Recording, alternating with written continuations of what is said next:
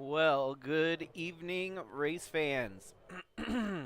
Welcome aboard here tonight with Intensity Broadcasting at Talladega with the SCSRA Sports Card, Dev Sports Cards Cup Series here tonight for a round of 12 elimination racing. It's going to be an interesting one. So far, we've got 9 drivers logged in to the server here for the race tonight, and it's here at Talladega. Very daunting track without playoff implications in play, but with the playoff implications on deck here tonight, definitely more of a pressure cooker than normal. Round of 12 will get whittled down to the round of 8 by the end of tonight, and your championship playoffs look kind of like this at the moment. Last week, Garrett Walden took it to victory lane. He jumps up to top of the board here in the playoff standings. Second to him is Charles Stevens Jr. Both drivers lined up and ready to race here tonight. Looks like maybe we're still waiting on Garrett Walden. Jesse Whittington third. He's out there on track practicing. Sharn Hill fourth. Ryan Gomes, Matt Baines, Matt Parasini, Matthew Fritz. Those are your top 8 as they roll out here tonight before qualifying. Obviously, on the bubble, you've got the likes of Josh Hall, Jorge Ledesma Jr., Kenneth Redinger, and Justin Parham. So far, looking at the login, drivers logged into the server, I don't see Matthew Fritz yet. I do see Matt Parasini. Matt Baines is out there. Sharna Hill is. And as I already mentioned, it looks like we're short Garrett Walden. But other than that, you still got Charles Stevens and Jesse Whittington. So, minus Fritz at the moment, minus Hall. Oh, I spoke too soon. Hall just joined as I said that. He's now the 10th driver logged in. So, Josh Hall has a lot to gain here tonight. He's just outside looking in. And he's usually a threat when it comes to Superspeedway races. So we'll see if he can get out of the 9th position here tonight with a good run. Practice is not very exciting here at Talladega. I guess kind of a little bit exciting as they're kind of just goofing off right now. There's not a lot to practice unless you go out there in a group and start practicing the draft work.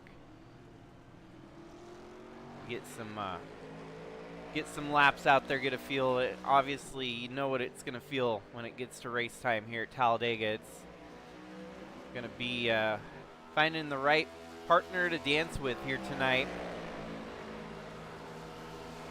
And who will work with you in the draft, and where you can move through the field to make the most of it.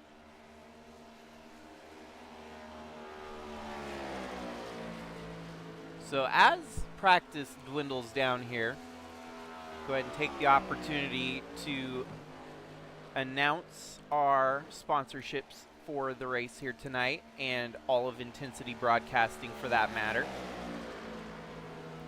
Firstly, shout out to the primary sponsor of the series. Tonight's broadcast presented by Dev Sports Cards, the primary partner of the SCSRA Cup Series and a consistent supporter of the league. Their eBay store has a fresh batch of auctions closing soon, from star rookies to vintage chase cards, plus 25-cent combined shipping on qualifying orders. If you want to support the people who support sim racing, check out Dev Sports Cards on eBay before those listings expire. And then we would also like to acknowledge Butt Kicker, bringing a whole new dimension to immersive entertainment. Butt Kicker has pioneered tactile feedback technology that lets you feel the action. Whether you're behind the wheel in a sim rig, watching a blockbuster in your home theater, or in the studio dialing in the low end, With 2 decades of industry leadership, their haptic transducers convert audio signals into physical vibration, turning sounds into sensations. If you've ever wished you could feel that racing shift, explosion or bass drop, Butt Kicker makes it real. And the other sponsor along for the ride here, and Intensity Broadcasting, the hidden opponent.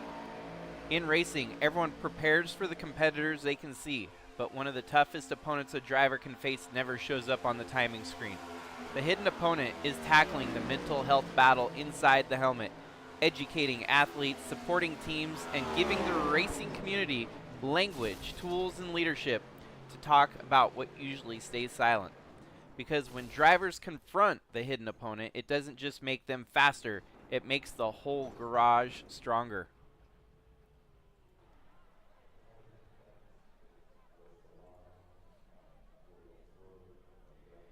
And so 4 minutes left in practice here. Just a few drivers kind of poking out and turning a lap here, a lap there. Not a whole lot of on-track action here in the practice session. Looks like Garrett Walden just joined the lobby, so we have 11 drivers locked in for tonight's race. That just leaves us short on, I want to say we were still missing Matthew Fritz is not yet joined in yet, so we're waiting to see if Fritz, he's in contention right now with the chase, the playoffs that is. Not quite the chase as they just announced real life NASCAR, but the playoffs with elimination race here on tap tonight.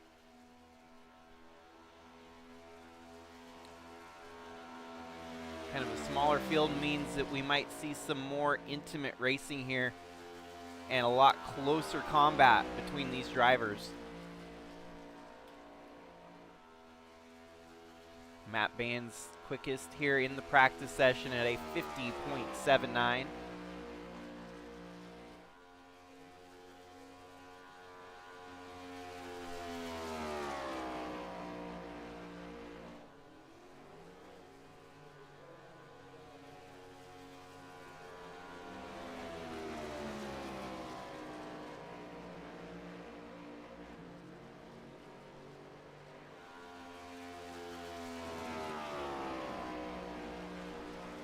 Got Holden Wheeler second quickest, Lauren Vincent third, Charles Stevens and Matt Peristini your top 5. Then you have Jesse Whittington, Jorge Ledesma Jr., Ryan Gomes, Josh Hall, and Sharon Hill rounding out the top 10.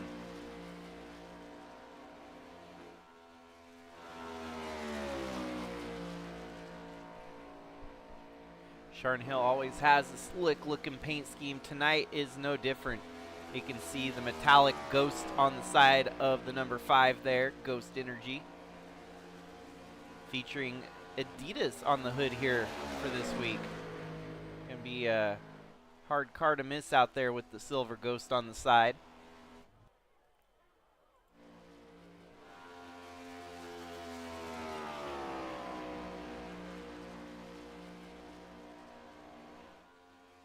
It might be the round of 12, but we only have 11 drivers locked in. And of those 11 drivers, only 9 of them are championship contenders here. So looks like we're short 3 drivers. Let me figure out again. I'll pull up our screen here.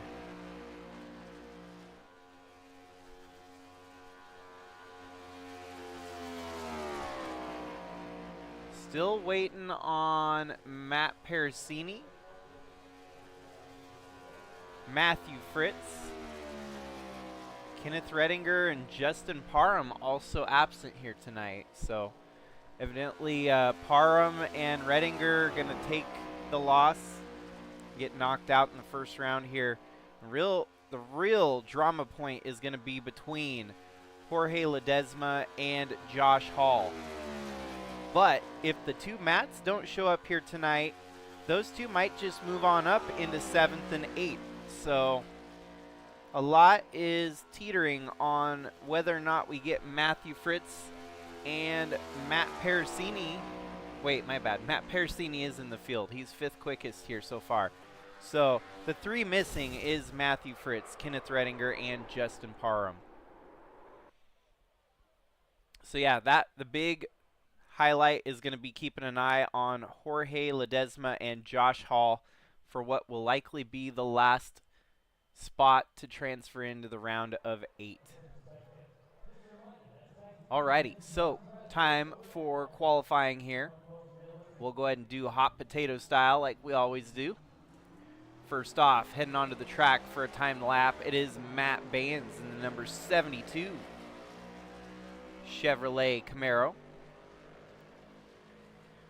Also on track, our Canadian in the field here tonight, Matt Parasini in the number 24 Chevrolet, featuring DuPont on the hood and Slaughter Racing on the sides.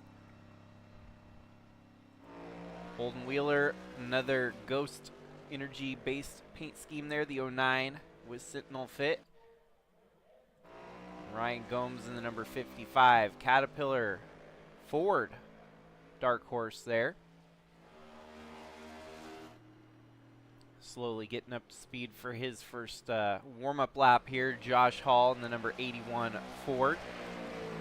Racing teammate to the 55 of Gomes in Neon Racing.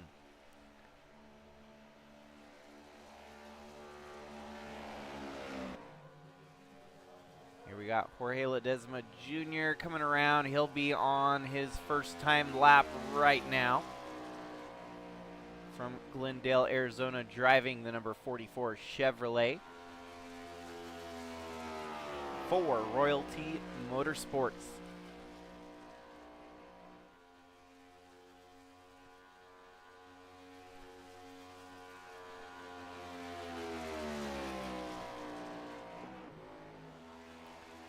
We'll keep on camera here with the 44 to see what his first time lap is good for. One of the things you definitely want to do on these super speedways, that first lap you want to try to stay on the high line. And that second lap is where you'll drop down as low to the bottom as you can to try and get as much speed out of the car. As they do take 2 timed laps here at Talladega. The first one's that warm-up lap, getting the tires to heat up a little bit. Here we see him transfer to the bottom now. His first lap, 2nd quickest at a 54.63, and there you see him hugging the yellow line. It's all about hugging that yellow line, but also not burning as much speed by turning as sharply as you can through the corner as well. Matt Baines' first lap was a 53.88. This will be his qualified lap here, as long as it's quicker than his first lap, as it should be. Second lap in the books for Matt Baines. Gonna be good for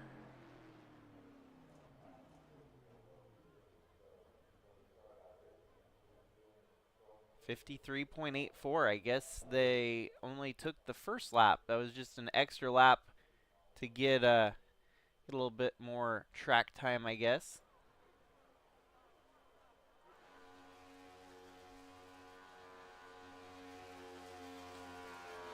Wow, it is a lockout at the front of the field. 53.84, 53.84, 53.84 for your top 3. And I don't know how they decide the tiebreaker there, but yeah, Ryan Gomes' second lap was not quicker. So that's the deal. Matt Baines turned 2 identical laps, which is impressive feat in its own. Yeah, 53.84 seems to be the time here, and it's more than likely going to come down to Gomes, Stevens Jr., or Baines holding on to the top 3 spots there. Do have a couple drivers left that have not turned. Qualified lap here, Sharon Hill on track. He'll be around to finish his first lap here. Garrett Walden also waiting to see how the time clock rolls in for him. Sharn cutting off as much of the track as he can to try and gain as much of an advantage on his lap time. He was good for 9th quickest at a 54.69. Whittington and Walden jump up to 4th and 5th.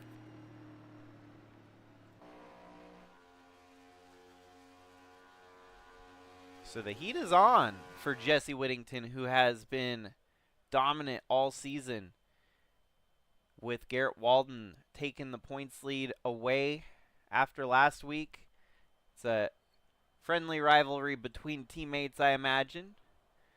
We'll see how things shake up after the dust settles here at Talladega. So, starting lineup here tonight. It's a 11-car field on one screen. We don't have to scroll. You got Ryan Gomes with pole position in a 3-way tie for that pole.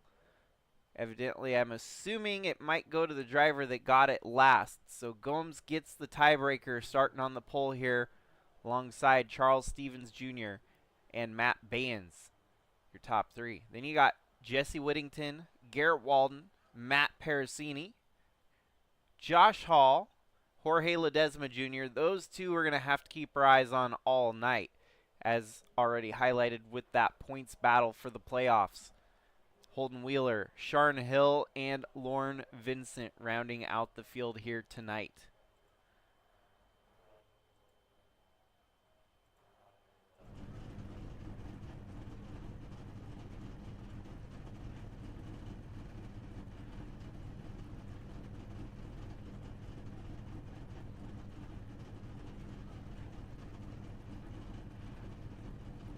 Three of our title contenders out for the call here.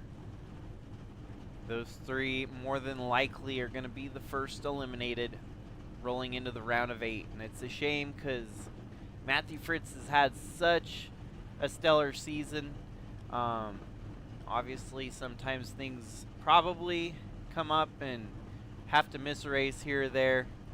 And just a shame that he's not in the field here to defend for that points position rolling into the final 8 cut line here. 88 laps is the distance. We do have 2 stage breaks here at Talladega. Most of the races we only have 1 stage break. The Superspeedways we had Daytona 2 stages and Talladega 2 stages.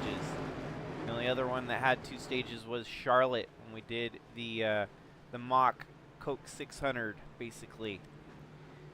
So stage break at lap 20.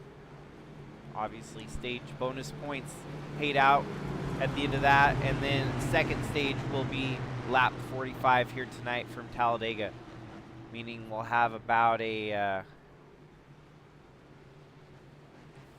30, 40 lap, 44 lap push, about 40 lap push to the finish after that last stage. Well, make your picks, folks. Who do you think's going to show up tonight? It's always a wild card when you come to a super speedway. I would not discredit the likes of Josh Hall, who's maybe had a rough season so far. He could come out on top here tonight. Last time that we ran a race similar to this would have been Atlanta, and we had 3 cars spinning across the start-finish line backwards. First driver that crossed the start-finish line to win the race, yeah, he was sliding against his back tires coming across the start-finish line to take the win.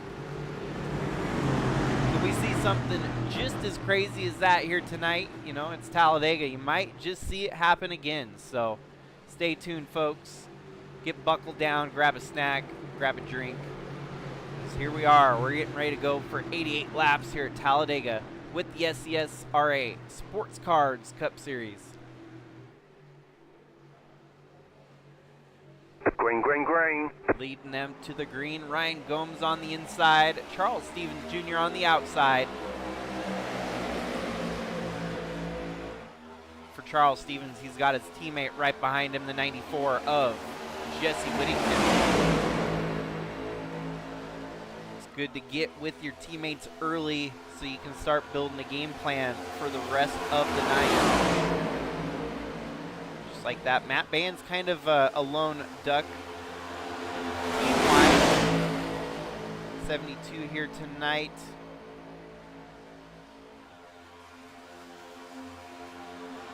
I want to say he's usually Venom Racing, if I'm not mistaken. Might be the only Venom Racing entry in the field here, so.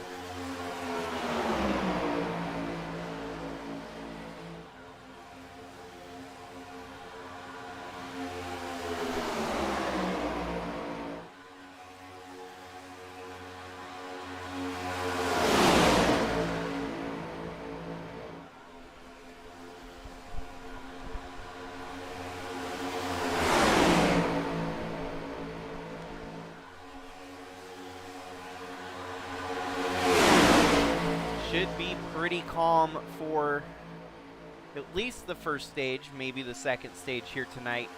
It's a long ways to go to tear up the cars early, so guarantee you'll see him take it easy and not overdo it.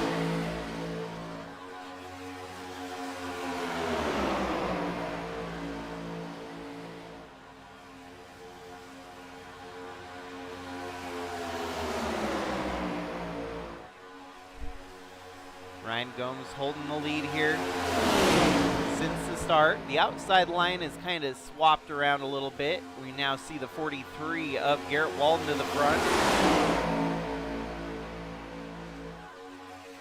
And for that, it'd be Cypress Academy pretty much nose to tail on the outside line. Actually, that is the case. All four of the team running nose to tail there on the outside. 72 now cuts in front of the Cypress Academy freight train on the outside line. The Band's blocking both lines of traffic, so he's trying to play the air blocker game here from the lead on lap 5. Takes the lead away from Ryan Gomes. Gomes has his teammate there right behind him though, Josh Hall, number 81. So the two teammates working together now. 72 drops to the high side and losing some ground to the leaders on the inside. We got 6 cars pushing on the outside and only 5 cars pushing on the inside. Well, make that 6 to the bottom and 5 to the high side as the 84, Charles Stevens Jr. cuts down low to take the lead away.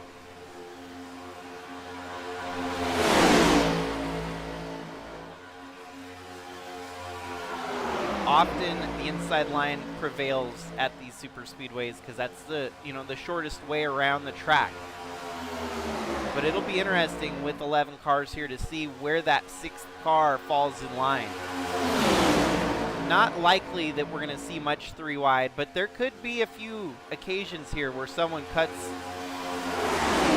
just like that, losing some ground. The 24 stays high and he's going to fall. My bad. The 94 falls back there. Figures, it's no big hassle or pressure to try and fight for the win right now when you've got 83 laps to go.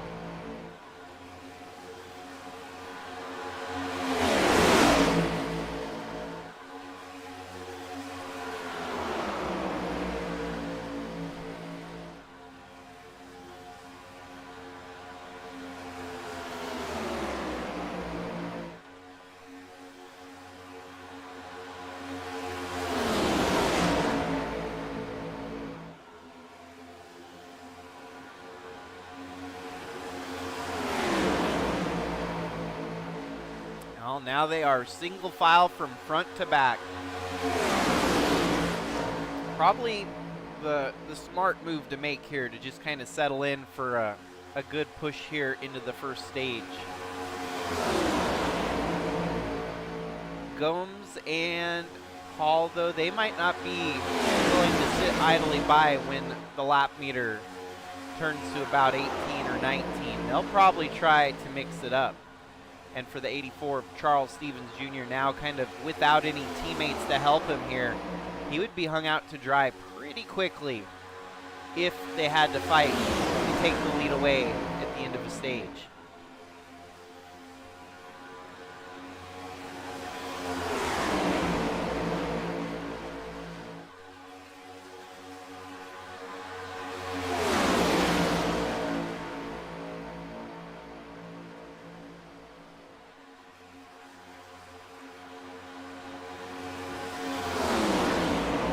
Now for lap 7, the completion of lap 7.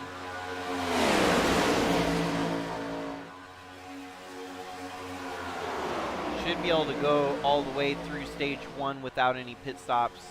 Should be able to do it with the second stage as well. It would be close. Obviously, if anyone pits now, they won't be able to make it without pitting during the stage break either. So, stages actually kind of break this race up perfectly for pit stops.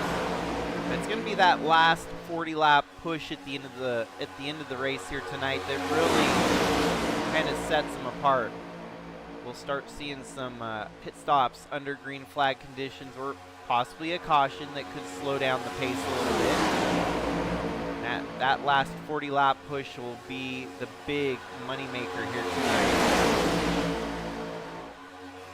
In the meantime, Charles Stevens Jr. still holding the lead steadily here. Lap times pretty much identical throughout the field. Not a whole lot of variation as to be expected with the draft package on a Superspeedway. Outside line starting to materialize again though. You've got 8 on the inside, 3 on the outside. Charles Stevens still trying to defend. He's got some competition knocking on the door there, though. The 55, Gomes getting a little bit impatient. Wants to maybe get around the 84 here and lead some laps.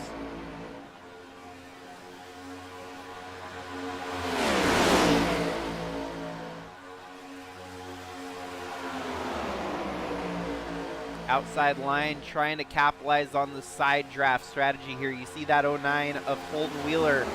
He cuts it way, way down to try and get some of the air off the right side of the car to his inside. And that allows him to kind of pick them off one by one as he's right there teetering in the top 5. If he keeps up with the side draft tactic, he could pick them off and be fighting for the lead here. Only 3 cars on that outside line, not much of a train formed yet.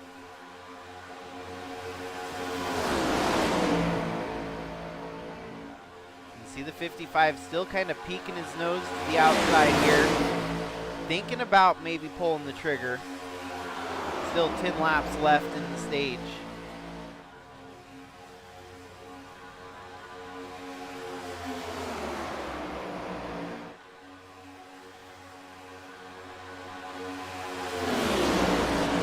As far as points go for that playoff point push here tonight, 81 just really needs to stay in front of the 44 of Jorge Ledesma Jr.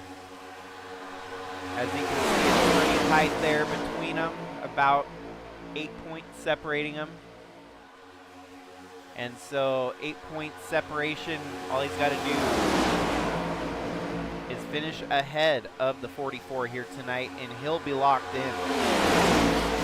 Matthew Fritz, he'll get knocked out here tonight as he's absent from the field. Ooh, and the 81 gets stuck up here on the outside, dropping backwards. Maybe a move to try and take the stage win. We'll see. It doesn't seem like he's as good in the push as he was being the pusher. That just caused that outside line to drop, plummet all the way back to the back. It was worth a shot, but now the 81 of Josh Hall is going to have to recoup, recover, get back to the drawing board.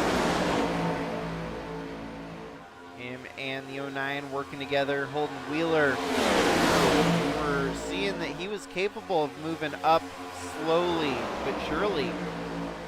Could he work here with the 81 and push him to the lead?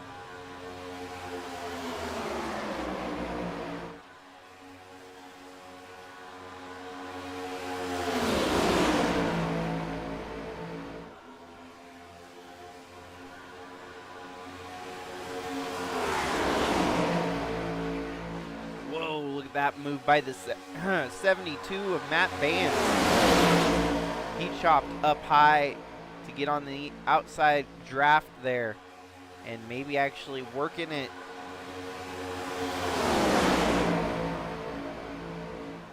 Working it to make some moves. The 72 and the 81 are hooked up and rolling at the moment. Things are getting a little bit dicey there as you see the cars kind of slipping and sliding around on the outside line. 81's trying to get hooked back up to the 72 to give him a bump draft here. Whoa, the 44, I mean. That is the 44 of Jorge Ledesma Jr. Fighting for every spot possible. For him, a stage win would be huge in that points battle right now against Josh Hall. So, no holds barred for the 44, I imagine. He is going to be set to try and make the win happen here tonight.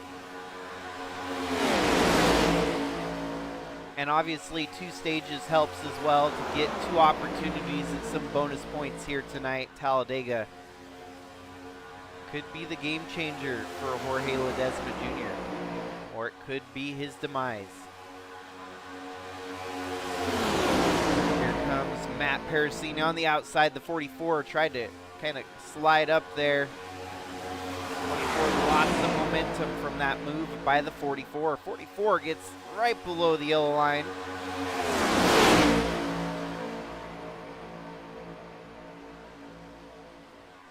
And so we've got 5 laps left in the first stage here.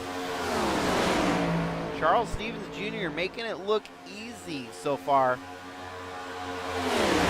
Hasn't shown much weakness from the front of the field here tonight. He does seem to have a knack for these Superspeedway races throughout the years so far.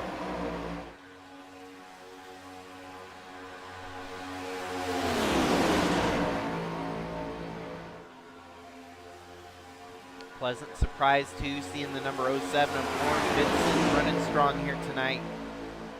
He's had a rough season so far, and that could all change on one night. Could happen tonight. Turn the season around for him. Obviously not in title contention for the 07 of Lauren Vincent, but he's still out there trying to dice it up with playoff drivers, fighting for a win just as much as they are.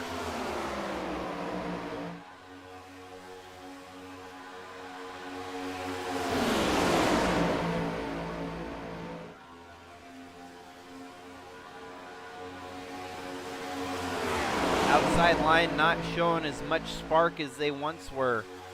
They're all kind of actually falling off and falling to the back, falling in line behind the lead draft there on the bottom.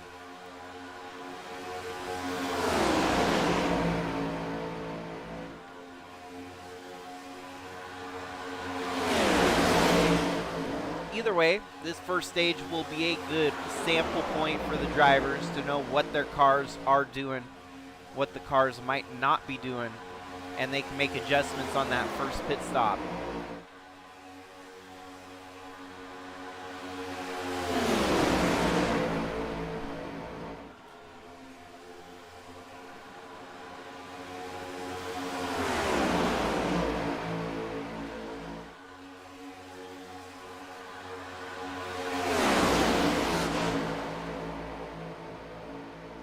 Josh Hall has to finally drop to the low side there as he's fallen all the way back to 11th. Not the end of the day by any means, but he's going to be far removed from getting the stage win here in stage 1. His teammate though, Ryan Gomes, still sitting pretty, could maybe mix it up with the 84 come the last lap of stage 1 here.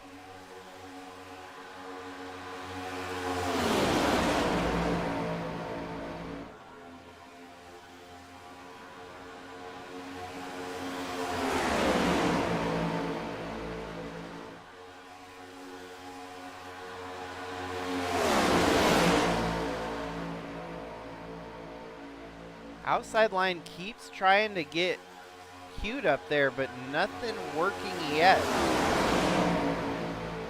As they're going to come around here, this will be completing the 19th circuit. They'll have the white flag for stage 1 right here, right now. One more to go in stage 1. Is Ryan Gomes content with sitting second here? Is he going to try to push the envelope, fight for the stage win? He's getting right up on the back bumper of the 84. He's got a good head of steam here. Is he going to be able to execute, though? The 84 is going to have to play a masterful job at blocking. The 55 is on a hot one here. The outside line starting to work its magic, though. The 44 is all the way up into the 3rd position there, kind of teetering backwards and forwards. They're all hooked up and trying to push to the front. The longer stretch here to the start-finish line. Is the 44 going to have enough momentum with a good bump draft here by the 09? Doesn't look like it. The 84 of Charles Stevens Jr. wins stage 1 yellow here. Flag is out. But it got exciting there for sure. So Charles Stevens Jr. from Tampa, Florida, taking stage 1 victory here tonight. And the bonus points that do come with it. No big drama here in stage 1. We made it through unscathed. No tore up vehicles, no hurt feelings. Charles Stevens Jr. from front of the field here today, started second, gained 1 spot up to the front and hasn't looked back since.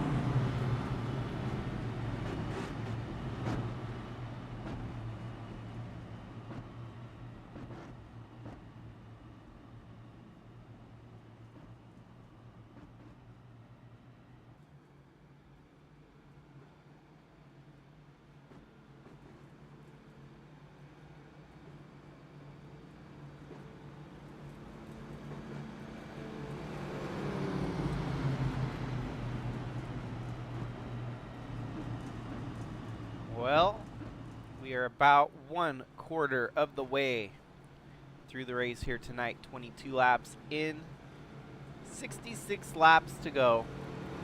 Drivers are going to take the opportunity here to make some pit stops, get the tanks filled back up, switch out the tires, whatever they may.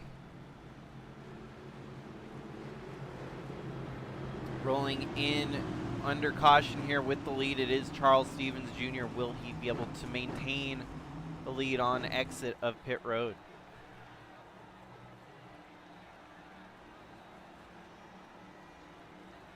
Josh Hall went from running 3rd, was able to bounce back up to 8th there, bounced back. He fell all the way back to 11th. So from 3rd to 11th, back up to 8th. Quite the bounce throughout stage 1 there for Josh Hall. And he qualified 7th here tonight as well. So shows that he's got the capabilities of moving through the field. Lead swaps hands. This time Matt Baines takes over control of the race now after pit stops there. Garrett Walden jumps up to 2nd. Josh Hall joins the top 3 again. Great pit stop out of the 81 camp. Gets him up to 3rd. And Charles Stevens, after winning stage 1, falls back to 4th. Gomes from 2nd to 5th. Holden Wheeler gets up into 6th there. Matt Pericini 7th. Jorge Ledesma Jr. 8th. Lauren Vincent falls back to 9th. Sharon Hill and Jesse Whittington just kind of playing the calm, cool, calculated card here tonight, not trying to push the envelope early in this one. He's going to wait for the opportunity to make his moves, kind of save his stuff, and work his way through when the time matters more. So it'll be interesting here to see what Matt Bands is capable of doing once the race restarts from the lead here for the 72.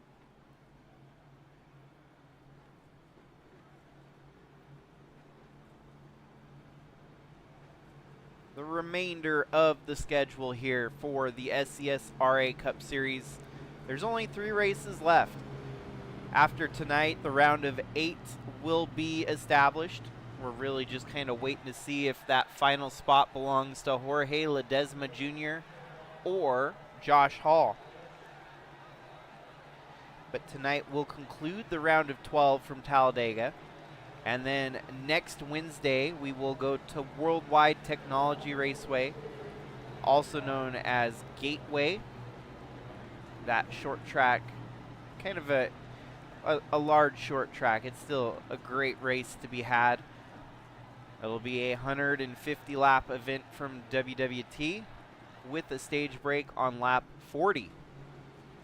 I will be out for the call come Kentucky. Unfortunately, I'll be out on vacation, but I do believe Atlee's got something in line to call the race on the 28th of January here when they head to Kentucky.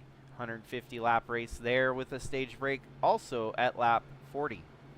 I'll be back though for the championship for the Final Four on February 4th, where the remaining drivers will be duking it out for the championship in Homestead. I'll be excited to call that racing action.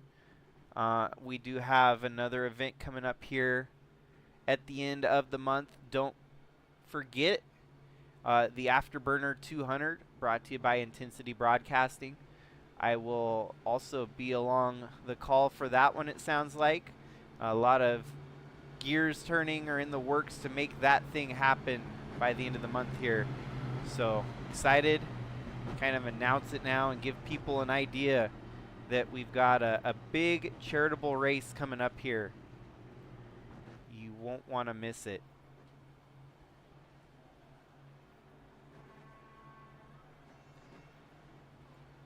I'm sure if you check around possibly on the Facebook for Intensity Broadcasting, stay tuned into that. We'll have updates as they come along. Should be a good race. Last year's event was exciting. Raised good money for charity last year.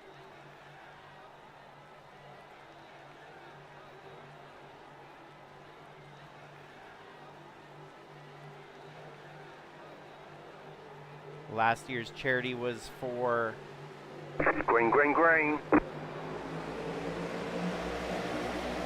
the CHKD Cancer and Blood Disorders Center, CHKD. This year, the charity is going to be for Breakthrough T1D, formerly JDRF.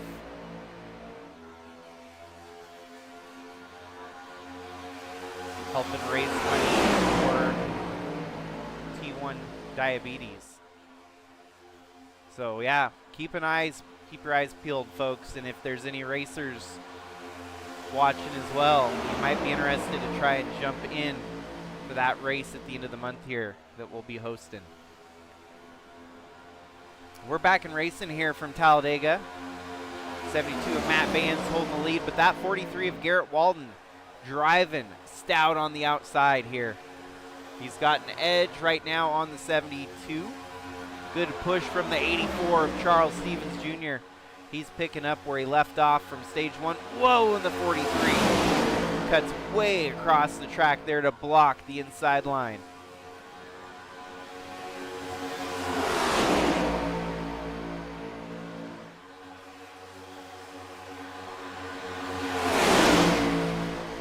I I guessed, my guesstimation was that we would see a pretty calm first 2 stages of the race. However, the second stage could get a little dicey, I feel like, because there's going to be some drivers that have felt out their cars by now, and they want to try to get up front, stay up front, rather than ride in the back and risk getting in a wreck. Now, there's 2 ways of looking at it. You can either run up front and avoid all the wrecks behind you, or you could charge to the front and be the one to cause the wreck. So, you never know with these super speedways what's going to pan out, what's going to go wrong, what's going to go right.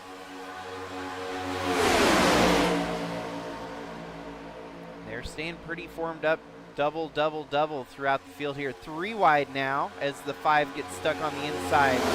Matt Bands from the lead falling backwards here to 4th. The outside line is actually able to make passes here since the restart. 72 has lost 3 spots from the lead back to 4th since we hit the green flag again. Holden Wheeler up at the front, leading the race. It's kind of a non-factor in the playoff scenario since he is not in the playoffs.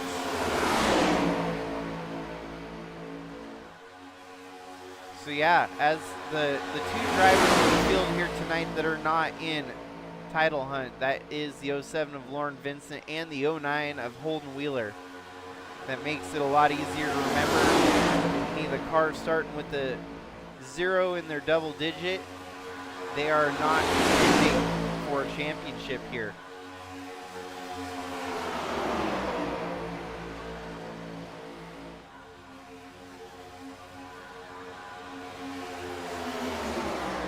Once things get whittled down to the final 8, I do not anticipate seeing very many of those final 8 missing any of the last 3 races.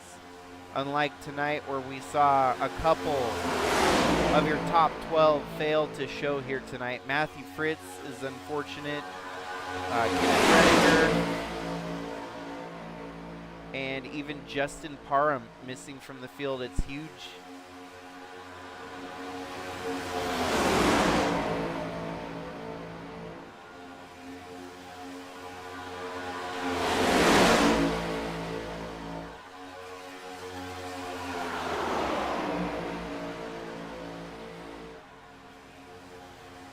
Yeah, Jesse Whittington definitely taking the Denny Hamlin approach here. It'd often be Denny Hamlin who would sit at the back and wait till the time comes to really move through the field. It's a sound, logical strategy since if you're at the back, you can kind of control your pace. If you see a wreck happening, you just let off the gas. Maybe even get on the brakes and let it happen, and you can stay out of it from there. The only time it gets hairy is if you're slicing and dicing with 3 other people, like he is right there. It could be out of his control if he gets tagged by one of them. But so far, so good. No chaos, no carnage yet to be noted. It's still early here at Talladega.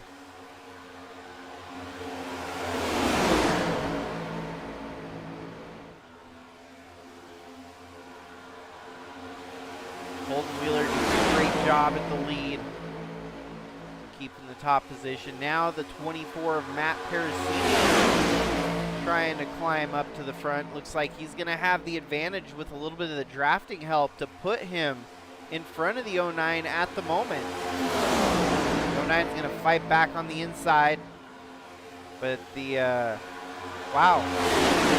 As I was talking about the sound strategy for Jesse Whittington, he goes from basically 11th up to 2nd and maybe even the lead here. Not quite, but man, what a climb out of the 94, proving what could be done later in the race here tonight, that you can jump from 12th to 1st in a heartbeat here.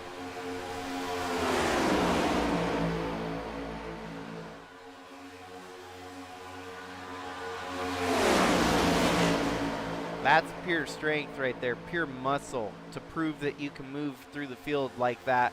Get hooked up with the right drafting partner and just storm your way to the front.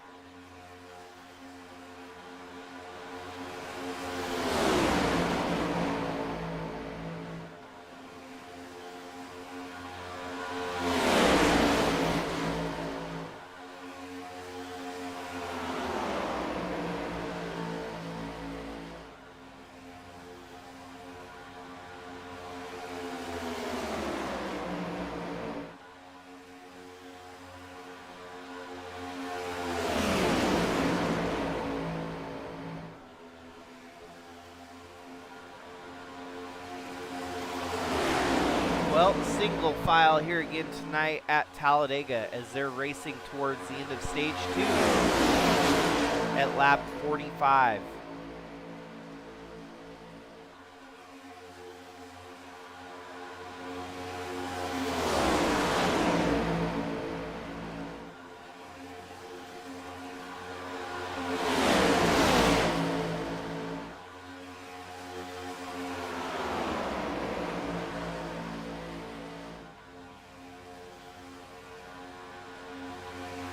Matt Bands is falling backwards now, trying to get that high side working again.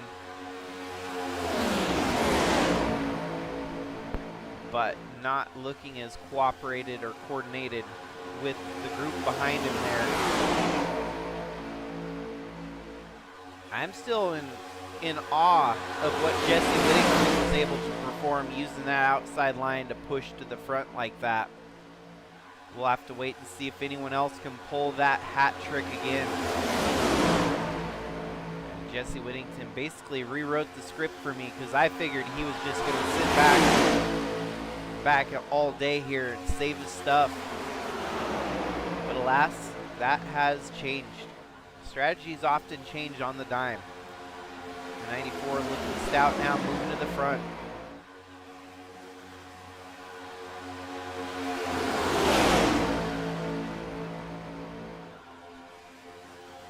Cypress Academy 1, 2, 3, and 4 as they run at the moment.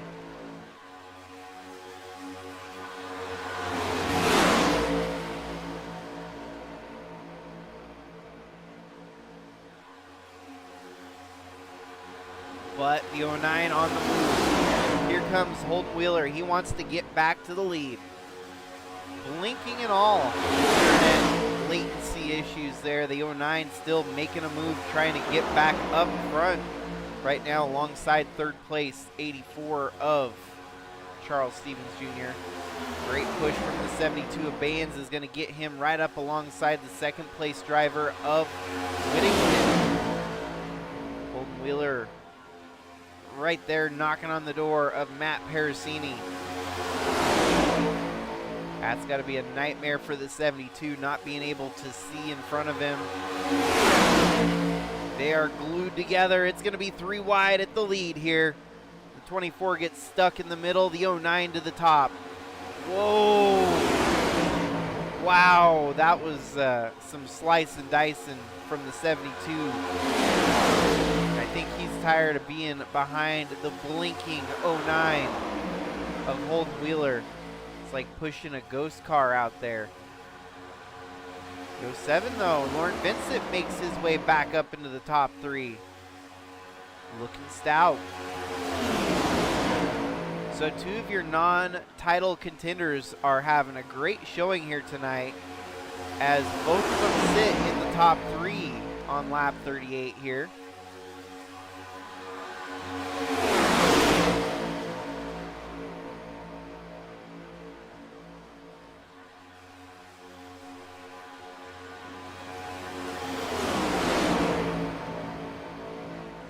Bolton Wheeler winning the stage is not going to do any favor for anyone. Not in title contention, just out there trying to play spoiler. Perhaps helping teammates of the same stable stay alive in the championship hopes.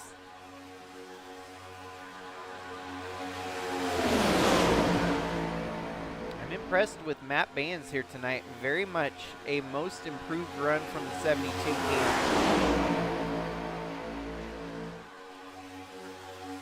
We'll take another quick glance at the playoff ticker.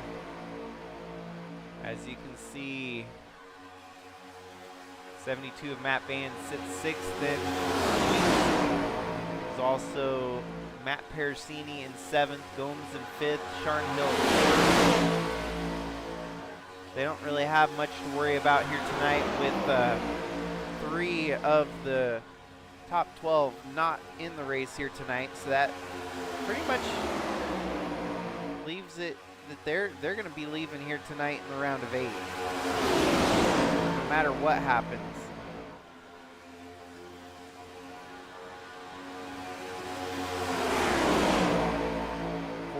Laps remain as we are closing in on 5 to go in stage number 2.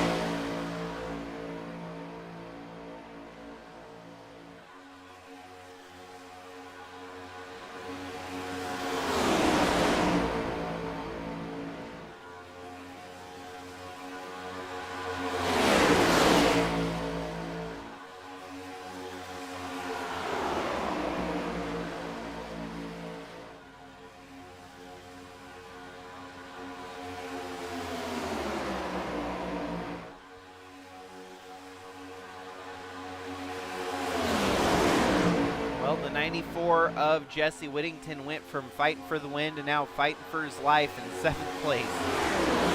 The duality of any given lap here at Talladega, it's insane to have that big push to the front and then have it all wiped away in the blink of an eye. But still have a car capable of fighting for the win here tonight.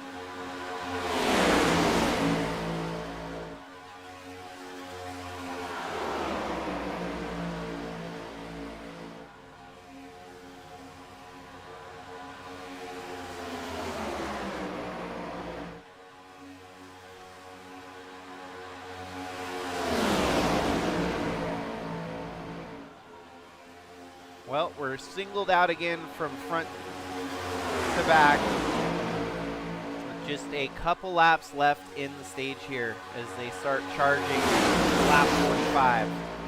Are we going to see it get tight at the end of this stage like we did last stage?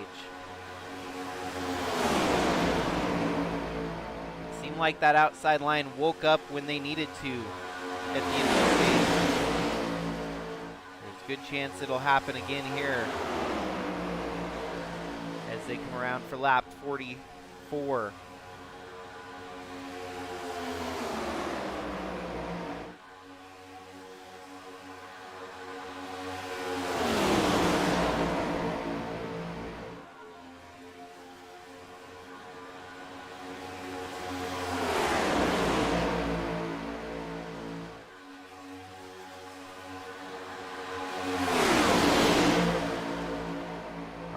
The outside line starting to wake up again here.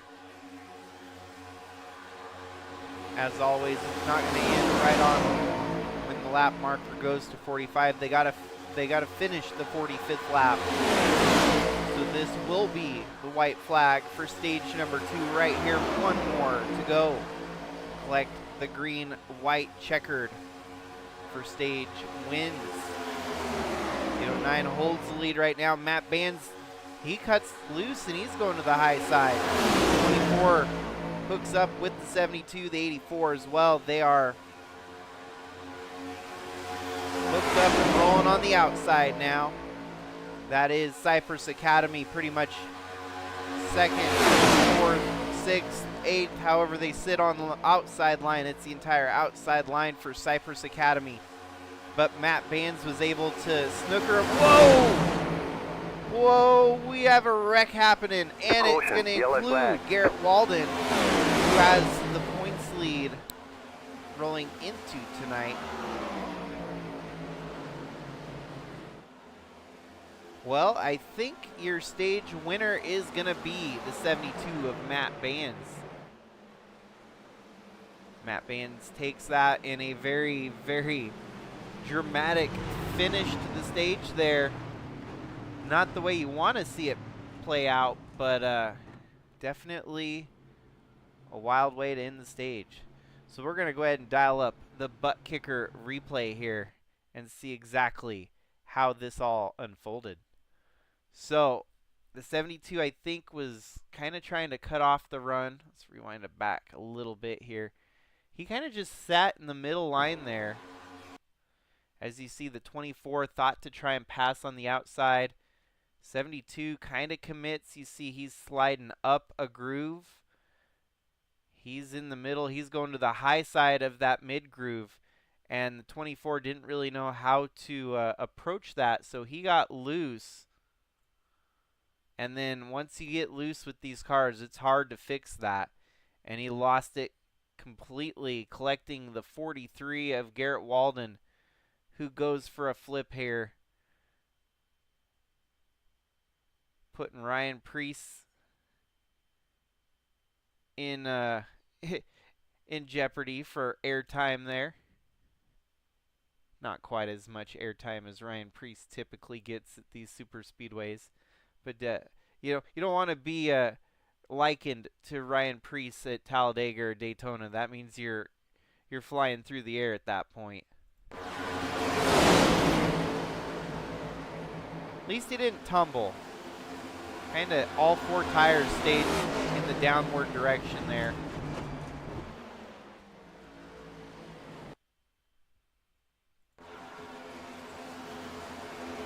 Kind of a domino effect. It looks like really out of this might be the 84 and the 43 that got the worst of it.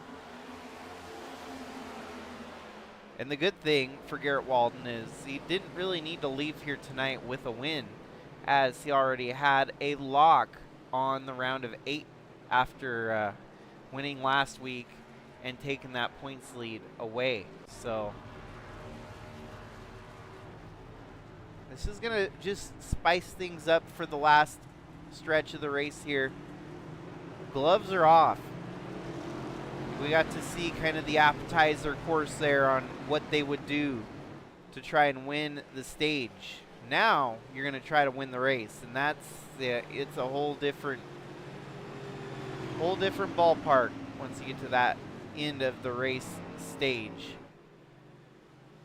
Matt Bands wins the stage, and he's going to maintain the lead here after pit stops. Ryan Gomes up to second, Josh Hall in third, Holden Wheeler fourth, Lauren Vincent fifth, Jesse Whittington sixth, Jorge Ledesma seventh, Sharon Hill eighth.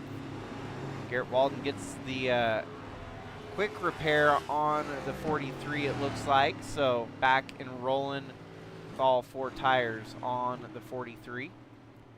Charles Stevens Jr. and Matt Parasini. So the one thing is Garrett Walden has no more mulligans here tonight after getting the quick repair. They get 1 quick repair as far as I know. And he's going to have to make the most of it for this last stint of the race. Once the green flag drops, it'll be about 39 to 38 laps left to go in this one.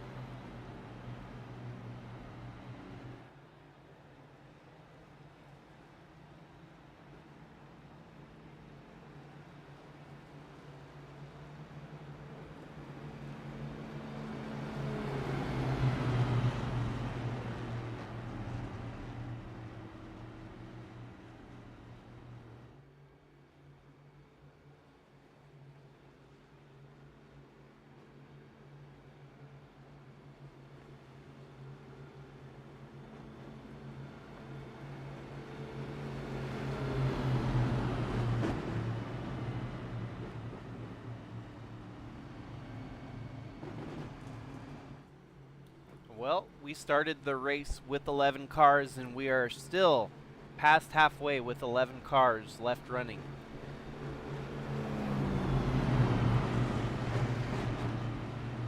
Lights are off on the pace car. We're going to get back and rolling here with about 39 laps left to go. Seeing a few different drivers show their muscle here tonight. Matt Baines now up the front, alongside Ryan Gomes, who has not fallen off very hard here. Jesse Whittington back up into the top 10. He's in 6th at the moment. But then you've got our playoff bubble that we're keeping our eyes on, Josh Hall and Jorge Ledesma Jr.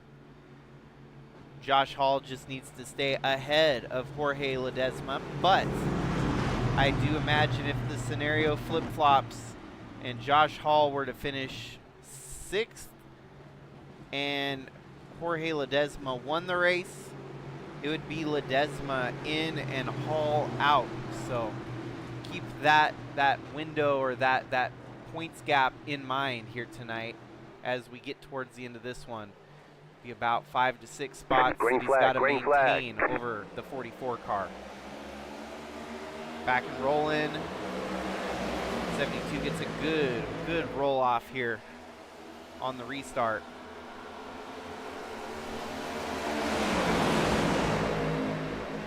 And Jesse Whittington works his way up into the top 3 again.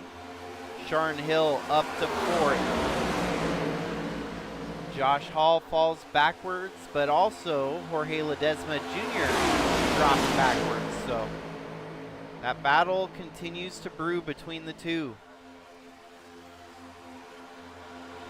72 Baines holds the lead, single file for the front 10. Make that all 11.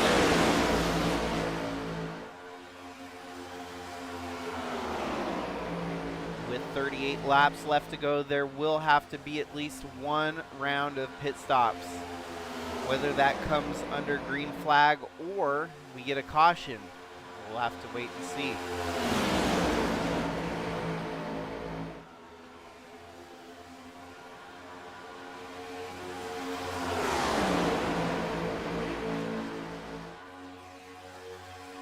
And in this point in time, what you're seeing with them sitting single file is a good method of saving fuel here.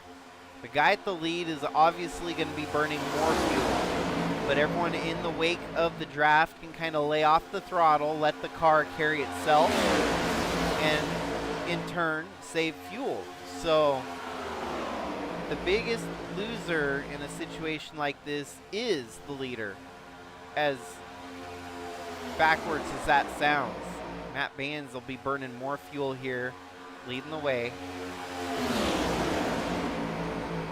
But since everyone's got a pit again, it's really kind of a null point. But it does kind of factor in who you pit with. If you're able to at least get one driver to pit with you, that means you'll have at least one drafting partner on the exit of pit road. If we stay green through green flag pit stops.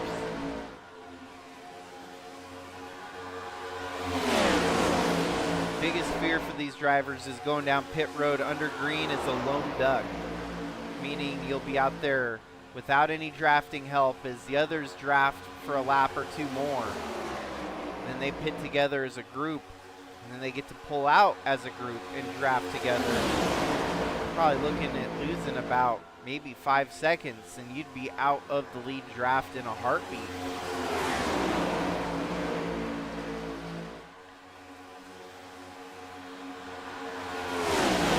Which is what makes this next chess move such a big, pivotal move in the race.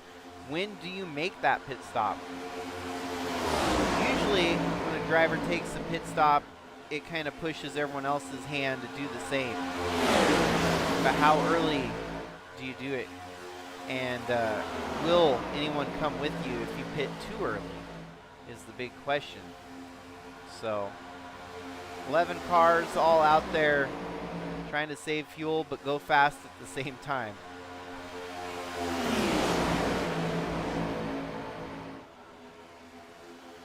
Lap times are a good indicator. They're roughly a second off their best lap, so that does go to show you that they are running a little bit lighter on the throttle.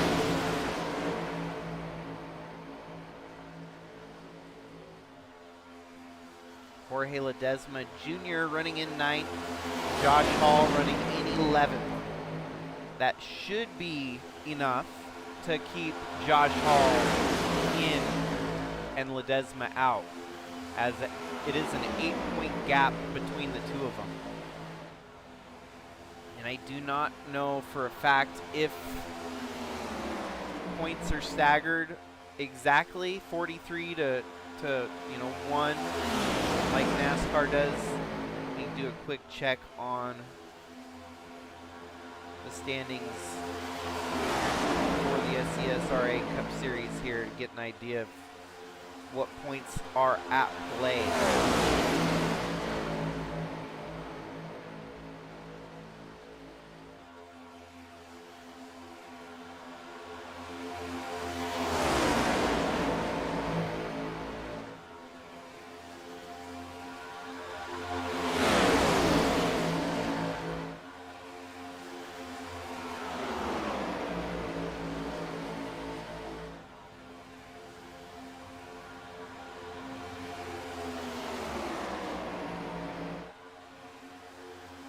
Correct, so it is staggered 40, 39, 38, 37.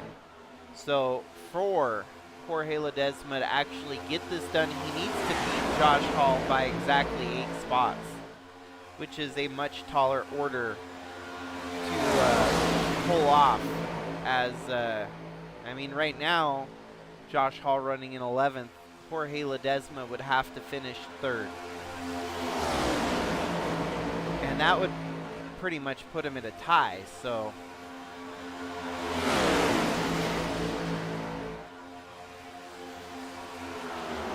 they do give out bonus points for pole position and to lead 1 or more laps. They also get bonus points for finishing the race with 0 incidents. So that is hard to gauge right now in the middle of a race. We would have to look after the race at the results to see who gets that 3-point bonus. Which, if Josh Hall were to go without an incident and Jorge Ledesma had some form of contact or incident count here, that pretty much eliminates Jorge Ledesma from even getting in if Josh Hall gets those 3 bonus points. So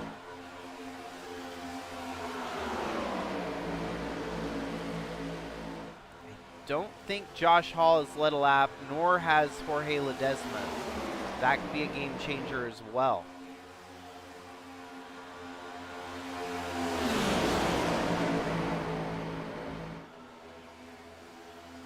So for Jorge Ledesma, he's driving for Revved Up Racing.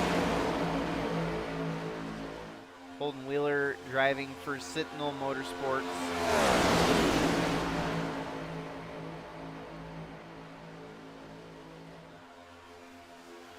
And Matt Bands, which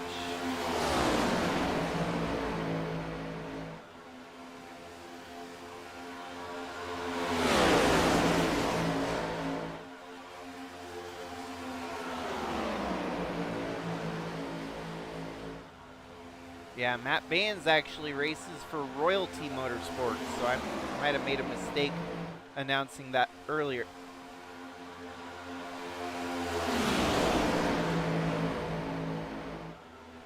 Pardon me.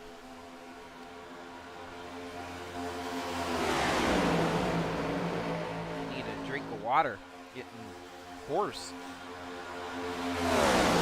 But anyways, we got 30 laps left here, single file throughout the field.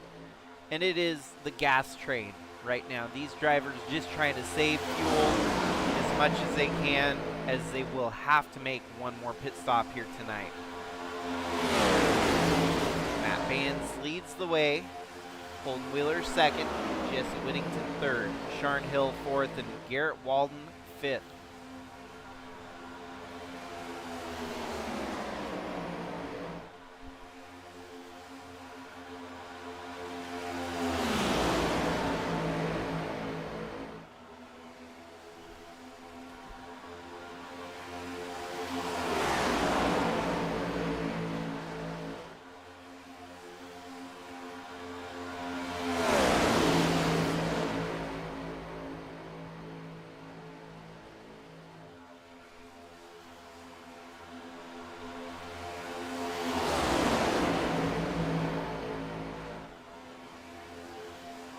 About down to 28 laps to go.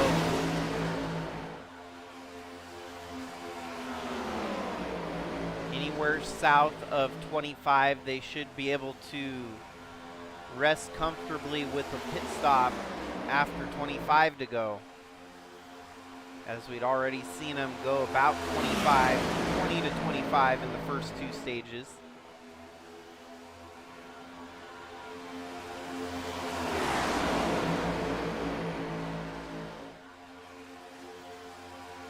Cutting way down to the bottom there, Lauren Vincent went below the double yellow line, which is perfectly fine as long as you're not making a move for position. Sometimes the cars do get a little bit out of control and go below that line. No harm, no foul, as long as it's not to make a move for position.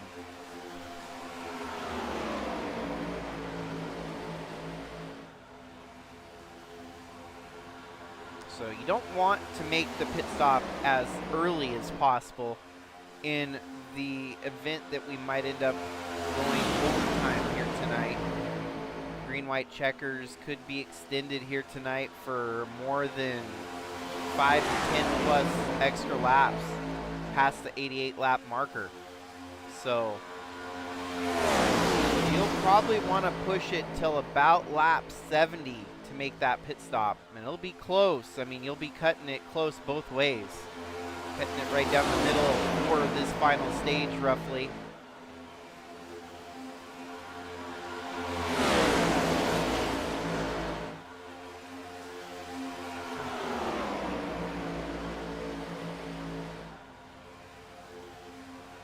Sharn Hill up to 4th there.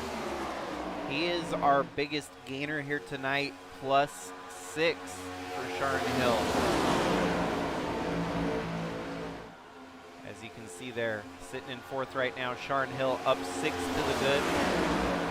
Unfortunately, the biggest dropper as they sit right now, having lost 9 spots from the start of the race, it's Ryan Gomes, your original pole setter here tonight. But the game plan might be to kind of sit in the back here, save your stuff, and wait to make the bounce. Him and Josh Hall working together here. We've got Jorge Ledesma Jr. right in front of them.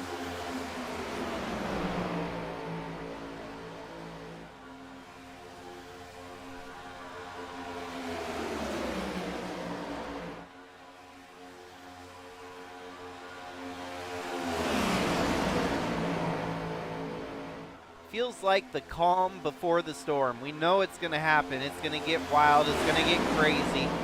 These drivers, they've got their marks to make. They can't just go all out to try and win the race. They gotta be reserved. They gotta be calculated. They gotta be calm, and they gotta be able to make it to the lap that counts the most once we get to the end of the race. In order to do that, obviously the chess game that's breaking out right here. Follow the leader, fuel save mode. Think about it like if you're driving a hybrid vehicle and you're pressing the button to try and build the hybrid energy. Not exactly the same because these don't have hybrid power technology, but there's a lot of tricks and nuances that these drivers probably have, like turning off the fuel. Once you're drafting out there, you can kind of fall in line, press the switch to turn off the fuel and really save fuel. It's no different than what a hybrid engine does. You're pressing that button on your steering wheel to lock it into energy build mode.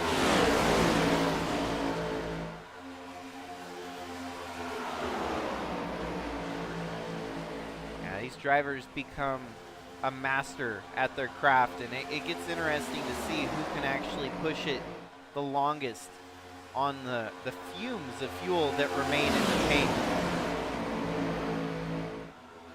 And so my wager, with about 19 laps to go, that's when we'll probably see them start rolling down pit road. It's probably not going to be one big group. It'll probably be 2 or 3 small groups. Maybe 3, 4, to kind of break it up.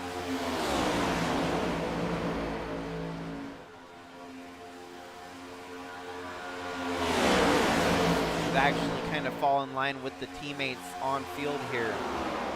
So with you know, Royalty Motorsports, you got about 5 cars out there. Cypress Academy, you got 4 cars. Neon Racing, you got 2.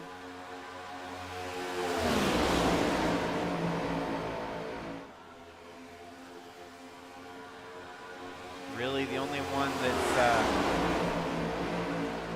gonna have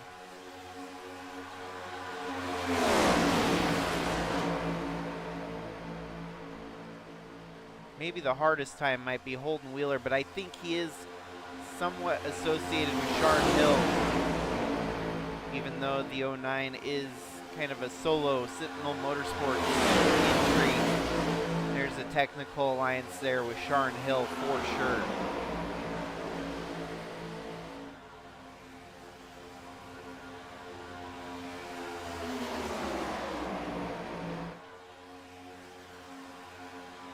No more stage breaks, obviously, so the final 22 laps might go uninterrupted here.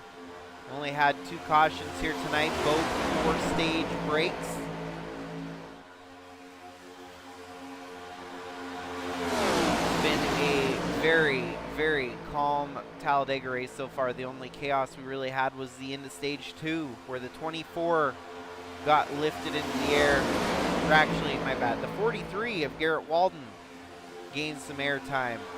It hit the wall, flying through the air briefly there. Hit the repair button on the number 43. He's back out there and rolling in the top 5. Still fighting for the win here tonight. And now we're down to 21 laps to go here from Talladega with the SCSRA Dev Sports Cards Cup Series.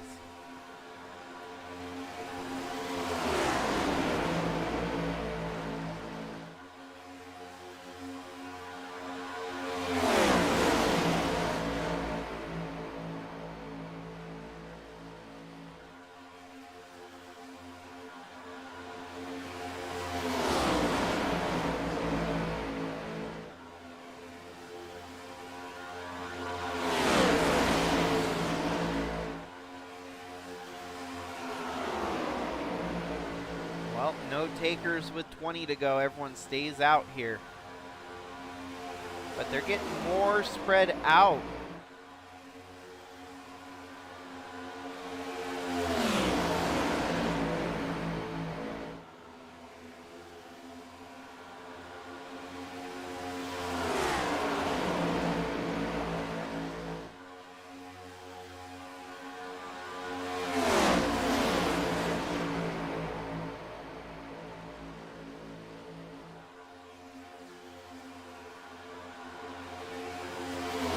Top 2 breakaway here is Bands and Wheeler stretching it out.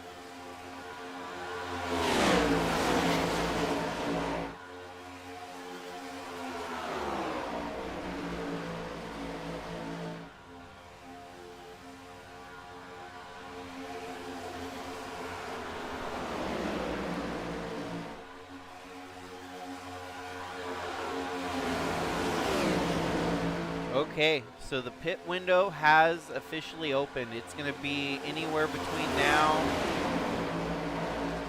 and the next 10 laps that you'll probably see everyone make their pit stop. Kind of an interesting strategy here by Bands and Wheeler to just drive away at the front. Kind of that tandem drafting that we saw back in the mid-2010s, trailer-esque racing where the 2 cars would hook up and draft away from the rest of the field. And there we go. We got about half the field pitting on 18 to go here. 1, 2, 3, 4, 5. So that leaves us with 6 cars that stayed out. First round of pit stops belonged to Holden Wheeler, Matt Bands, Sharn Hill, Lauren Vincent, and Jorge Ledesma Jr. Your 4 Cypress Academy drivers stayed out, along with the 2 for Neon Racing. Now, I would wager that this whole group will probably pit together, so it'll be an even split between 6 and 5. They kind of have to, you know, after the other cars showed their hand with 19 to go, these guys are going to stay out impressively. So, longer they stay out, they get to draft together. Look at that, you're already passing Lauren Vincent, putting him a lap down. Lauren Vincent stranded all alone. Might have had a bad pit stop there to lose all that time. Jorge Ledesma is off the lead group there of drafters. So the big winners on that exchange, none other than Holden Wheeler, Matt Baines, and Sharn Hill, who come out nose to tail. Ledesma is going to be in desperation mode, hoping for a caution to maybe get back in the draft. And your leaders continue to stay out. This could be a winning move. It could be a problematic move. Especially if we get a caution here while they stay out, they would have to relinquish the top 6 spots, and that would, in hand, give the lead back to Holden Wheeler, Matt Baines, Sharn Hill. But they would be on older stuff. With these folks still needing to pit, it would really kind of shake things up if we got a caution. But track record tonight not proving to be like a caution would happen unless it's the final lap of the race.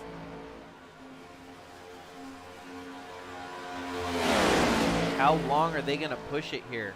They're going to try to go another lap, building that cushion for the chance that we might have a green-white checkered later tonight. So 15 to go, still staying out. Must have saved a little bit more fuel running in the back half of the field here. Working their way around 15 to go now.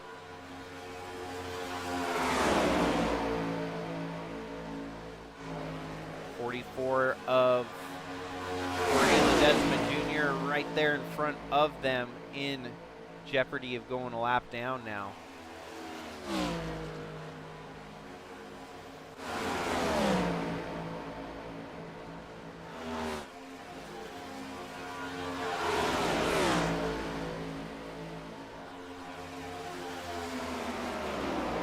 Still staying out. I am amazed.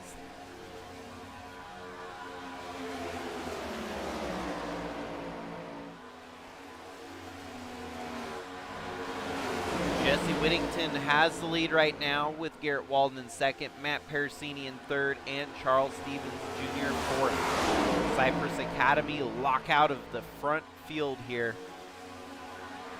But they will have to give up the position eventually, and we'll see where they would shake out once they do make that necessary pit stop to finish the race.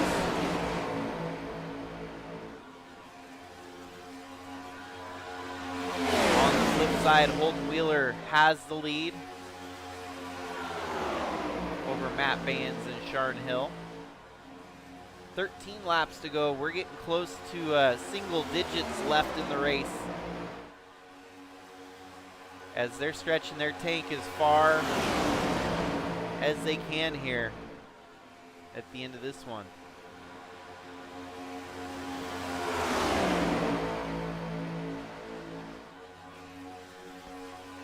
See, I think that's what's impressive about any racing. Doesn't matter if you're on 4 wheels, 2 wheels, it doesn't matter if you're going straight line, dirt, circle tracks, go-karts, whatever it might be. Strategy is always going to be a factor when it comes to racing against other people. And that could always be the big game changer in any race, is drivers that think outside of the box to try and get the win. And here tonight, with 12 laps to go, they might be coming in for a quick splash and go. Rather than fill it up for 20 laps left in the race, they might take a quarter tank and try to beat the rest of the drivers out on a shorter tank of gas I mean, this is interesting. Definitely a risky gamble because a lot could go wrong, but a lot can go right.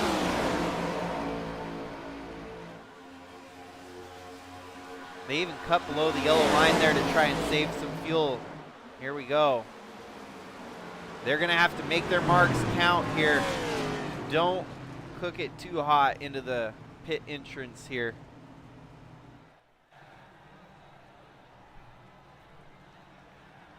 So right now from Garrett Walden,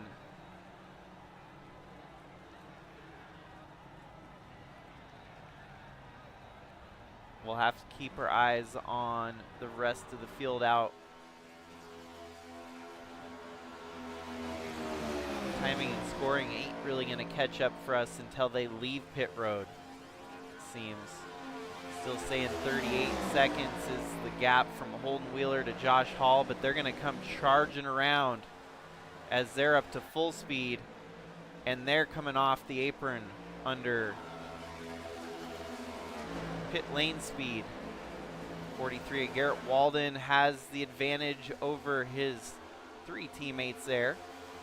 Matt Parasini, Jesse Whittington, Charles Stevens Jr. Ryan Gomes is 5th, Josh Hall 6th. And even with the draft in their favor, Holden Wheeler has not even caught up to 6th place Josh Hall. So the quick gas and go at the end, a splash and go for your leaders, might be the game changer here at the end of the night. And especially with the 4-car lockout, the teammates from Cypress Academy, they played this masterfully. Ryan Gomes and Josh Hall, don't count them out. They can still get back together, draft up to the 4 drivers leading the way right now. They got about a 3-second gap that they're going to have to build up here.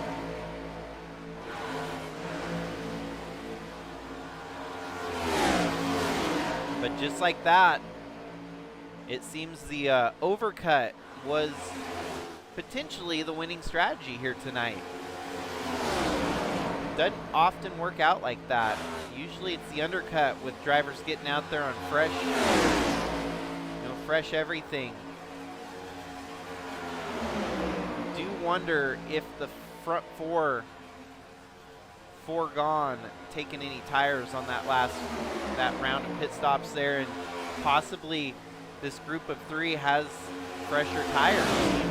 So it's not like the tires make it a huge difference at the Superspeedways, but good factor in here with 9 laps to go. They still have a 3-second gap they're going to have to break down here. Holden Wheeler gets right up on the back bumper of Ryan Gomes.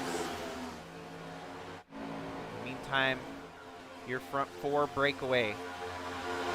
Cypress Academy rolling strong here in the closing laps. This feels like NASCAR 2006 Total Team Control. Definitely remember playing that game back in the day, where you could press the different buttons depending on your teammates that you had with you, and they'd coordinate with you and help draft or help block or do whatever total team control tactics you had in mind. I feel like that was probably the peak for EA Motorsports games, and after that it kind of went downhill. But iRacing is definitely the pinnacle of motorsports gaming nowadays, and we're seeing it with real cars, real racers putting on a show here tonight. 8 laps now, 7 laps remaining from Talladega. The gap shrinking a little bit, went from 3 seconds down to 2.7. Ryan Gomes leads that second group. Garrett Walden leading the way right now. He could roll out of here with an advantage bigger than Jesse Whittington even in the round of 8, which would be putting on the pressure for Whittington, who has been the star of the show this year. Well, Garrett Walden waking up at the right time, trying to make the most of the opportunity and fight for a championship here. Ryan Gomes is not closing that gap much more, as it's still about 3 seconds from 4th place for him. These four cooking and coordinating together, keeping the rest of the field in tatters.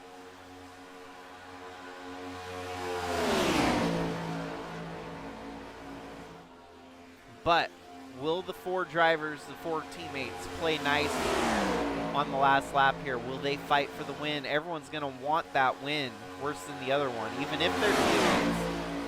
And it's like, you've worked to this point, now what do you do?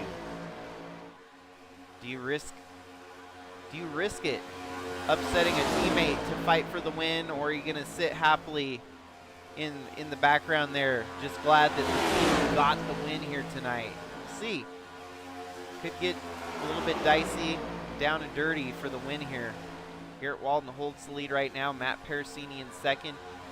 Jesse Whittington and Charles Stevens Jr., all four of them with a win this season. So it's not like anyone's missing in the win column. I think Parasini's won. We'll take one more quick glance at the playoff picture. So yeah, Garrett Walden 2, Charles Stevens 2, Jesse Whittington 1, and Parasini 1. So yeah, everyone with a win. It's all going to be who wants that next win on the season. Ryan Gomes 3.2 seconds back. Short of a caution, it doesn't look like he's going to get back into this.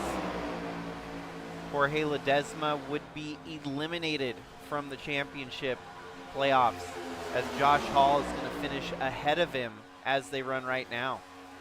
Jorge Ledesma is 39 seconds. I think he might even be on the verge of going a lap down here.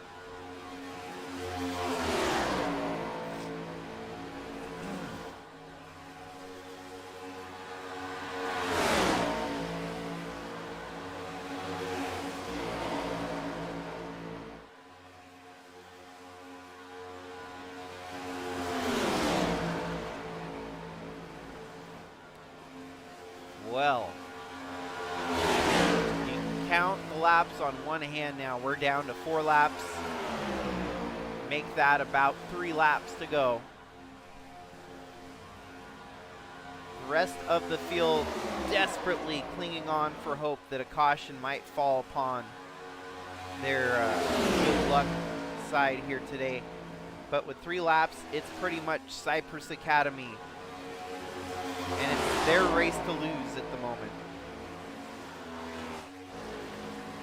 It would take a catastrophe to have this race stolen from them in the closing laps here tonight.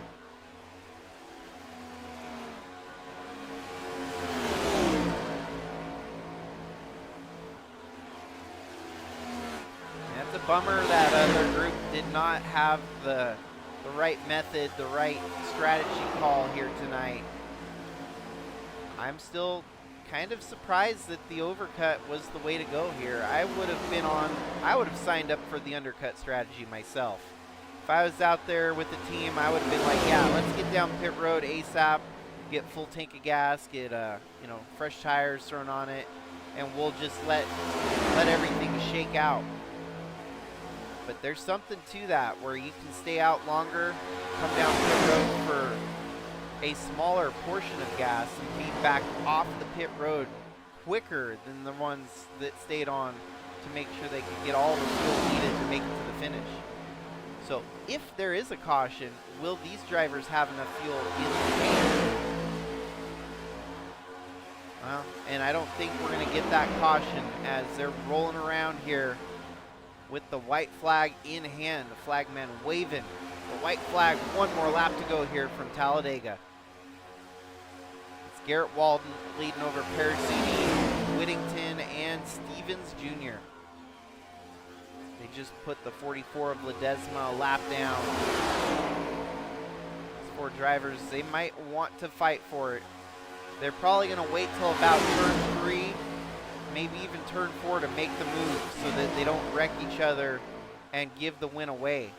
At least then they could have a fighting chance to stay in the throttle through a wreck on the exit of turn 4.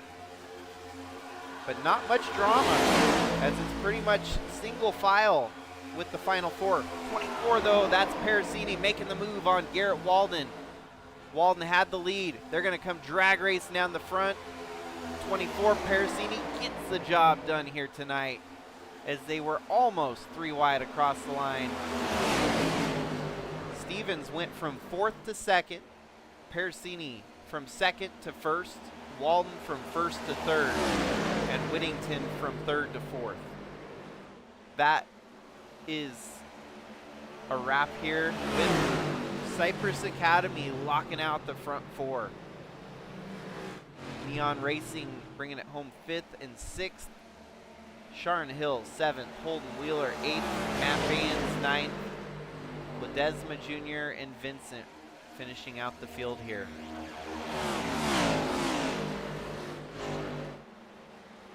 But Parasini gets to roll in to the round of 8 with momentum on his side.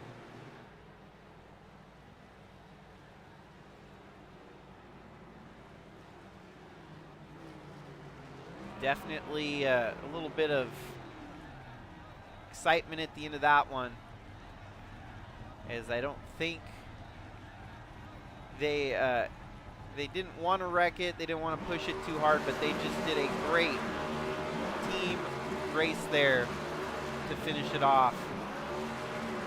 And they're all going to burn it down here, celebrating the top 5 sweep for the team.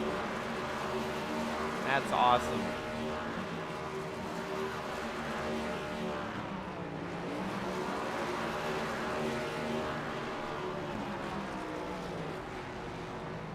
I can't vouch for if this is the first time, in fact, that it was a sweep for the team, but definitely the first time I've witnessed a 4-car sweep here in the SCSRA Cup Series.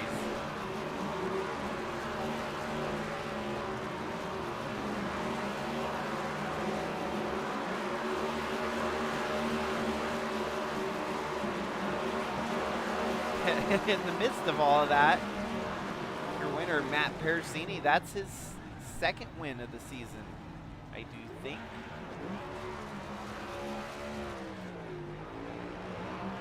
Yes, 2nd win. So Jesse Whittington, now the only driver in the camp with 1 win, as Charles Stevens 2, Garrett Walden 2, Whittington 1, but now Parasini 2.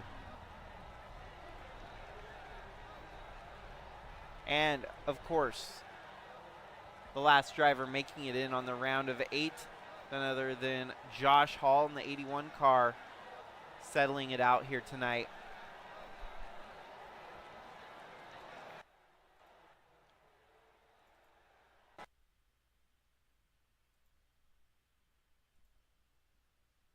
Man, that was quite the mad move there at the end for these drivers to keep it so cool, but still work together as a team and not wreck, not race too hard. And gloves did come off here. The 24 had the momentum. The 43 was kind of the sit and duck at that point. No matter what he did, he didn't have enough momentum to get the 24 back. And that's all she wrote.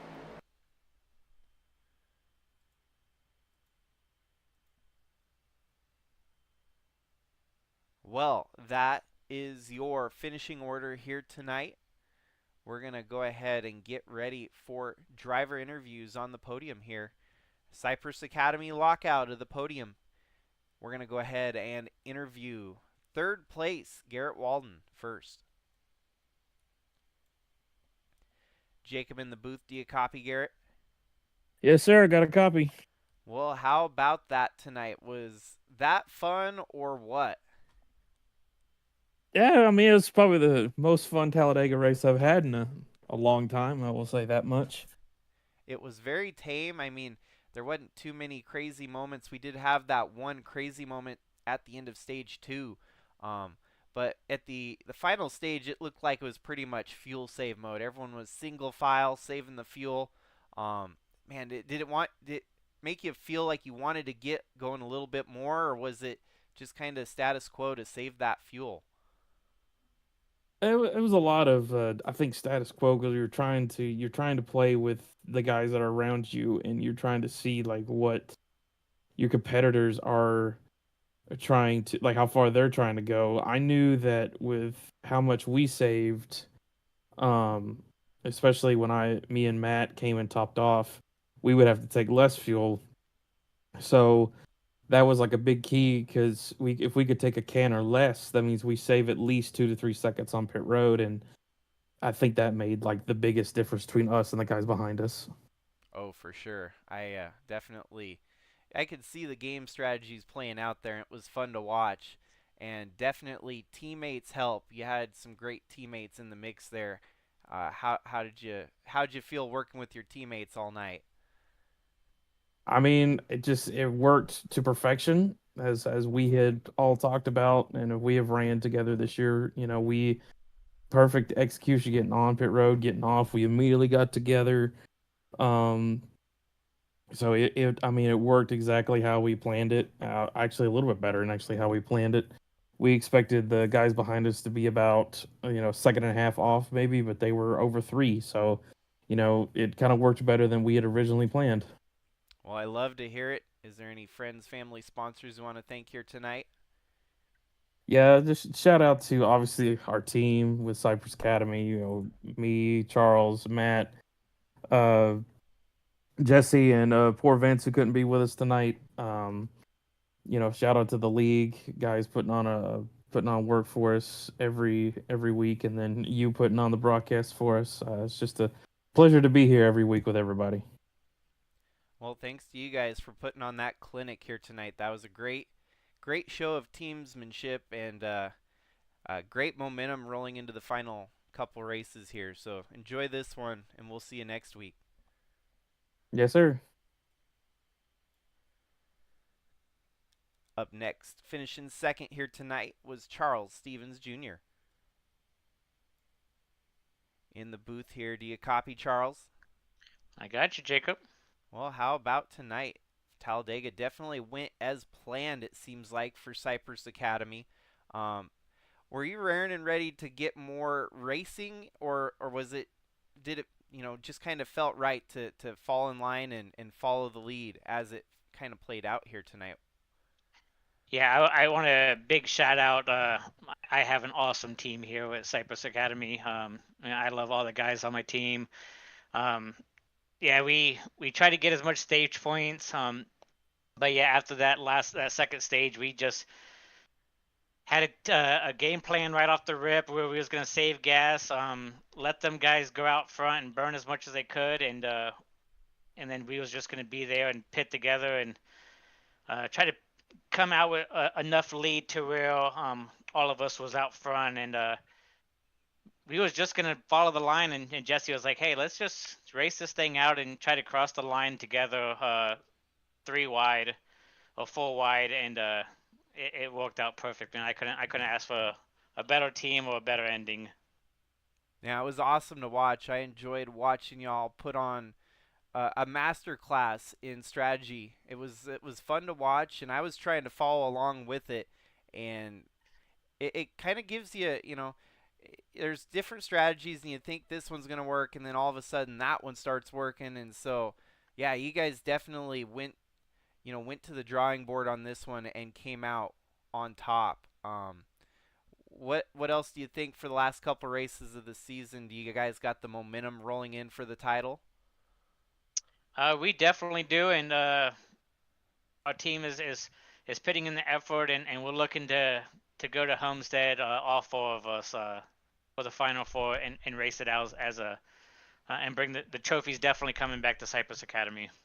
Well, I am excited to see if that could pan out a Final Four with Cypress Academy. Then the gloves are truly off, and it'll be mano a mano at that point. But still, we got the round of 8 to go, and how do you feel with the final these next two tracks on the line with Worldwide Technology and Kentucky? I feel fine with Kentucky. I'm not the best at short track racing, so that's probably gonna definitely be my struggle point. But like I said, as our team always puts the practice in, puts the time in, we always share notes with each other. So we'll definitely be ready to tackle all of it going into the championship. Sweet. So is there any friends, family, sponsors you want to thank here tonight? I always want to start off with thanking my wife and son for allowing me to get away and um, race and stuff like that. And then I definitely want to, like I said, big shout out to my team again, Jesse, Matt, Garrett. Sucks Vince couldn't make it again with all of his work schedule. But like I said, we have a good group of guys over there, and then wrap back around to thank you, Jacob, for the broadcasting. I'm definitely going to go back and watch this one. Oh, totally. Yeah, y'all are running like a well-oiled machine out there. Enjoy this second place finish here from Talladega, and we'll see you rolling into the next one. Sounds good, Jacob. Thanks, man. Yep. And for the final interview tonight, your winner, Matt Parasini. Jacob in the booth. Do you copy, Matt? Yes, sir, I do. Well, how about tonight? It looked like a master class on strategy. Kind of schooled the rest of the field here tonight. And y'all came out on top, stranglehold of the top four. And I'm not familiar with all the history. Is this the first time that the team is locked down front four? I doubt it, but is it perhaps the first? Yes, it is the first time. Yeah, this is our first 1, 2, 3, 4 finish as a team. Yep. Sweet. So I'm stoked because I got to lay witness to it with everyone here tonight. Kudos, congratulations to y'all. It was a huge team effort, and you were the one to come out on top. So give us a little bit more play-by-play on how this strategy came together. Really, the strategy came together right after the stage caution, and basically what we had decided to do as the four of us was just to save as much fuel as we could, and then we knew that if whoever was leading was going to have to pit sooner, was going to have to take more fuel. And so the strategy basically was, as soon as they pitted, then we went as hard as we could to try to get as much of a gap as we could. And then we all made sure we had our pits all set identical and tried to come in. You'd probably notice when we came in the pits, we were kind of all staggered so that we were all coming in the pits about the same time. And then we left as a group and we got up to speed. We were 3 seconds ahead of them, and I think before the last lap, when we started to kind of get ready to race for the win, we had put a 4-second gap on. So at that point, it was game on for all of us.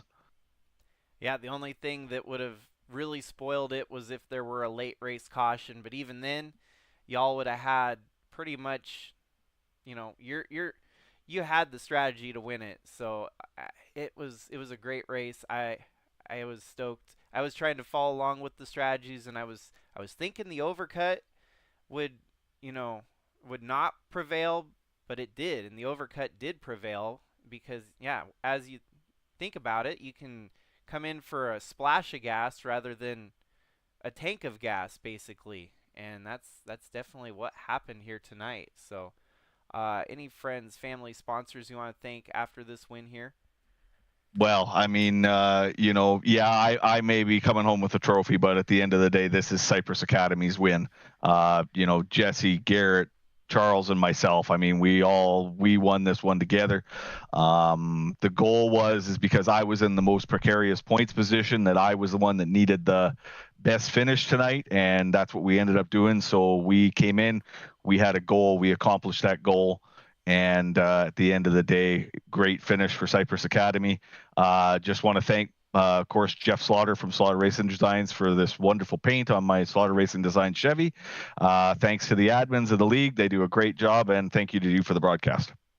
Heck yeah. Y'all have 2 wins apiece other than Jesse, who has 1 win. And that momentum should carry into the round of 8 and potentially even the final 4. So best of luck here at the end of the season. I'll be excited to see how this one all pans out. Yeah, thank you very much, and we'll see you next week. Yep, have a good one.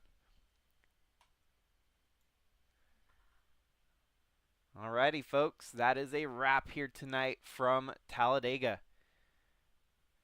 And you heard it, that's first time ever. Cypress Academy locks down the front four at the end of a race. So history was made here tonight.